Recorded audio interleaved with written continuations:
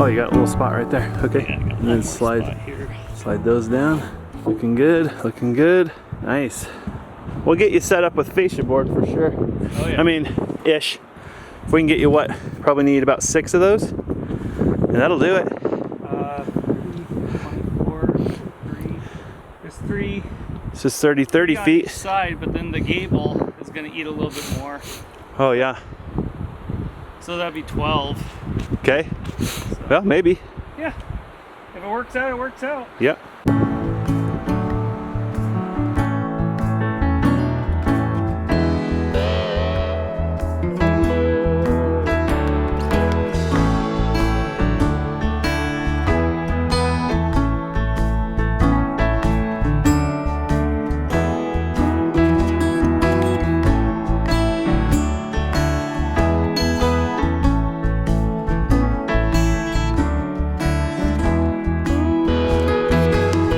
Guys, it's turning out to be an absolutely beautiful day.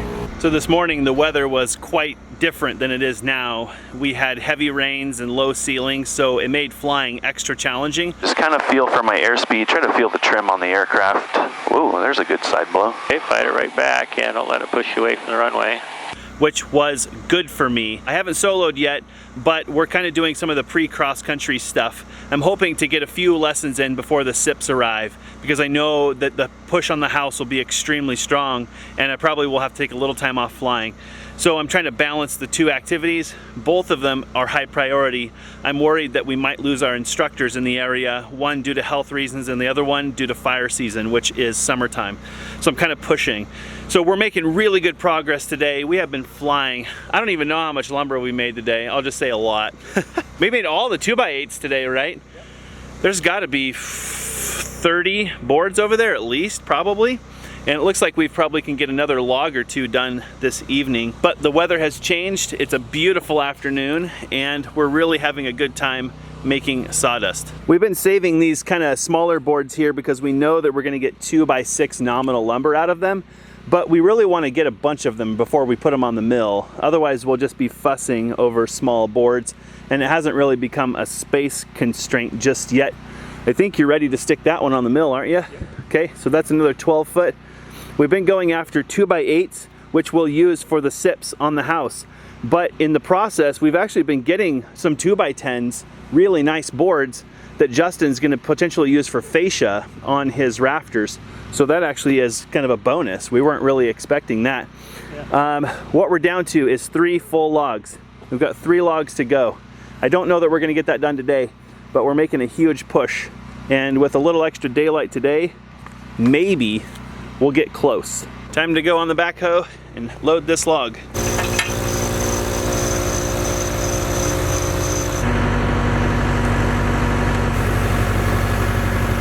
One of the conversations that Justin and I've been having kind of as he works with the sawmill and learns how to use it is kind of realizing that the difference between like the marketing materials that you see and like the reality of sawmilling.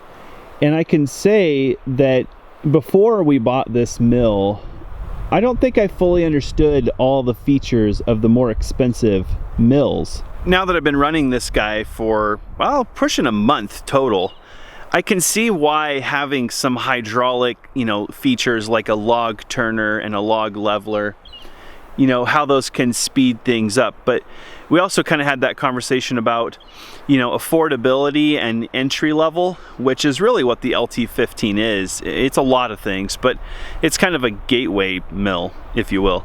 It allows the person to get started, and you sacrifice a lot of features, for price.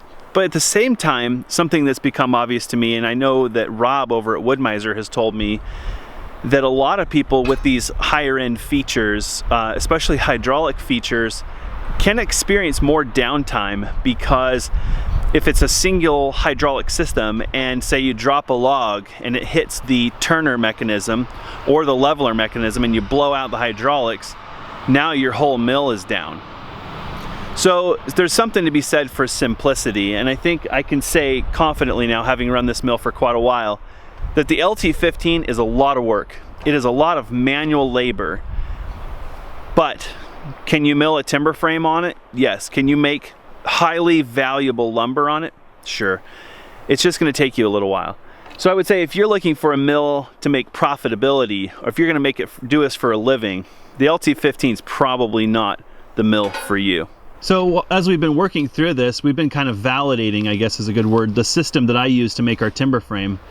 Honestly, I have no sawmill training. I've never even watched a training video. Is that bad to admit on camera? I kind of just figured it out. I kind of figured out a way that worked for me, and that's kind of the method that we've been using to make this lumber, and it turns out that it's working really well. So maybe now I ought to go back and watch the training videos and see if they teach me anything. There's got to be a trick that I haven't figured out yet, but things are going really smooth. Basically, we're leveling the centers of the log so that we lose the least from taper. Then we're marking off on the skinny end of the log the most ideal amount of lumber that we think we can get. We're doing a couple of first cuts, making sure that the log is square to the mill deck. If it is, we make a fourth cut, or third cut and fourth cut, and then we're left with basically what looks like a beam. And that beam is the width of the nominal lumber that we're trying to create. And then we have a cheat sheet that we created, which is the number of boards that we will get and what the total height of that beam I was talking about would need to be in order to create this many boards. We've been doing pretty good, getting anywhere from 6 to 8 boards. So we've been creating a beam, if you will, that's 9 5/8, somewhere between that and 12 7/8. Once we have that, it's a matter of basically trusting the wood-mizer calculator and cut, and then we've got a stack of boards and we're stickering them on the trailer. A little teamwork kind of makes the leveling process work better. So I am at 8 1/2, and that's on the center of the log. So our high-tech, expensive log leveling system, it's a car jack. I'm not gonna lie to you. It's the car jack from our Subaru that I keep in there all the time, and it works pretty doggone good, I have to say. Made a whole timber frame with it, so argue with that. All we gotta do is tighten that clamp and we're Okay, and we mapped out what we want on the end? Yep. Okay, all right, good. Yeah, so Justin's got this guy mapped out. So here's the width of the lumber, an ideal width, and we've been making this a little conservative in case there's some wows in the wood, which this log I can tell you there's gonna be. And then here's our most ideal vertical cut. Do you know how many boards we're gonna get already? I didn't measure. Okay, so if we measure this vertical cut here, so we are at about 10 1/4, and that's being really tight. So it looks like we'll probably be in the 9 5/8 is 6 boards. 9 5/8. So we're actually only gonna get 6 boards out of here. We might get a 2x6 or something down there toward the bottom.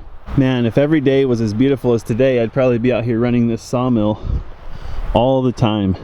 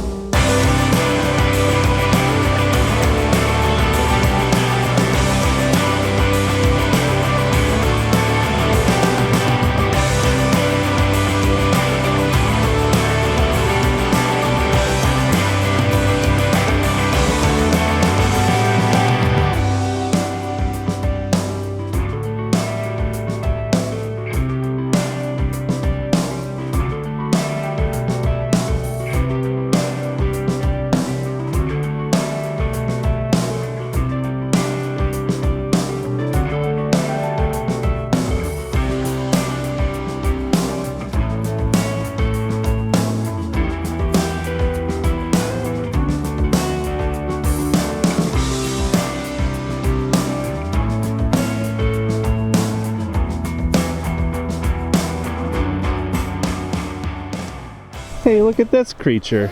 I recognize you. I'm almost done with my second video. Second, as in 2 in one day? Yeah. What the shnikes? You guys are in for a treat. If I get a break, I take it seriously. Alyssa, the video editor's back. So we're trying to get Justin 12 of these for his fascia, and we're basically getting him kind of like onesie twosies at a time. But those boards are more valuable than the 2x8s that we need for the sips, so we're kind of going after those. when we can. Curious, what did that log take? Right at 30 minutes. That's not bad. 30 minutes a log. So let's see if we can get maybe one more loaded. Okay. And then I think Alyssa might have dinner ready.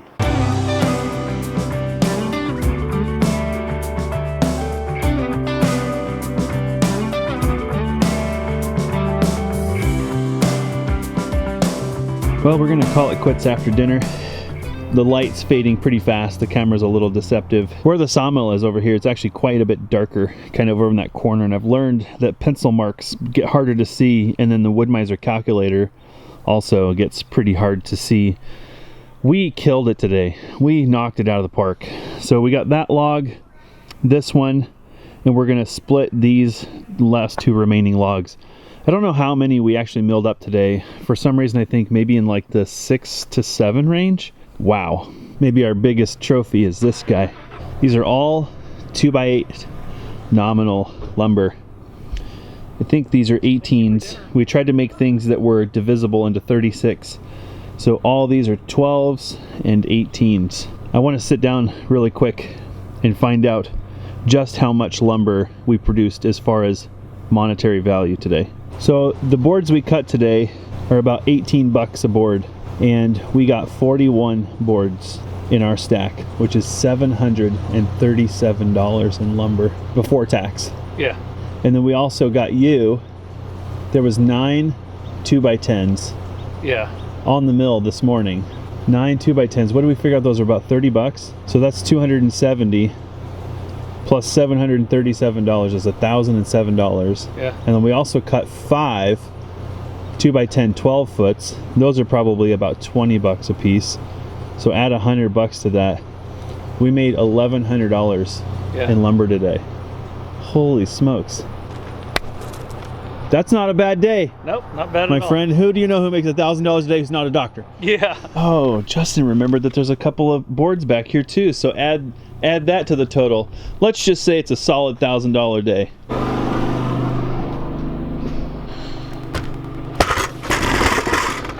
So we started out with approximately $750 worth of logs. We were paying about $1,200 for a load of logs, and we were told by our logger that there's somewhere around 5,000 actual board feet in a load. But the way the mills around here pay is they do what's called a 50% overrun. So basically they get a 50% discount on a log. Wow, right? So you're paying for 2,500 board feet, but you're getting about 5,000. And we were paying about $500 per 1,000 for logs. So a load of logs was about $1,250. The trucking was $300, and that's for a self-loading log truck that goes out, picks the logs up, brings them here, and drops them right next to the sawmill.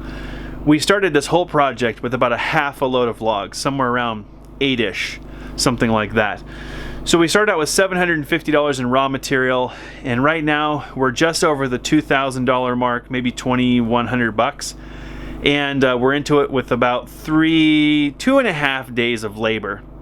Tomorrow we're gonna resume and hopefully knock out the remaining trees. We'll do a final count. I have a hunch we'll be tipping $3,000. Keep in mind that we've also generated probably an additional 2 cords of firewood and a bunch of maybe furring strips or hot tub fuel. So factor all that stuff in, I feel like this project has been worth it, but we're milling large dimension lumber. We may even do some 6x posts for Justin to use in his barn or shop project, which those are also quite pricey. So anyway, thanks for joining us, and we'll see you on the sawdust tomorrow. Justin's wife sent Justin over with cake pops. It's like the best of everything. It's cake and a sucker. Apparently, when she first showed Justin, he's like, "What the heck is that thing?" And she's like, "It's a cake pop. Duh." Can I have one? Heck yeah. Oh, it looks delicious. I believe this might be affiliated with Starbucks. After a long day of sawmilling, seems quite appropriate. It's manly. Oh, wow. It's cake. It's like for real cake. Have you had a cake pop before? No, Really? my first time. This seems like such a a female product. But men wouldn't turn it down. They would just kind of like do it in the cloak of night. Yep. They're like closet cake pop eaters.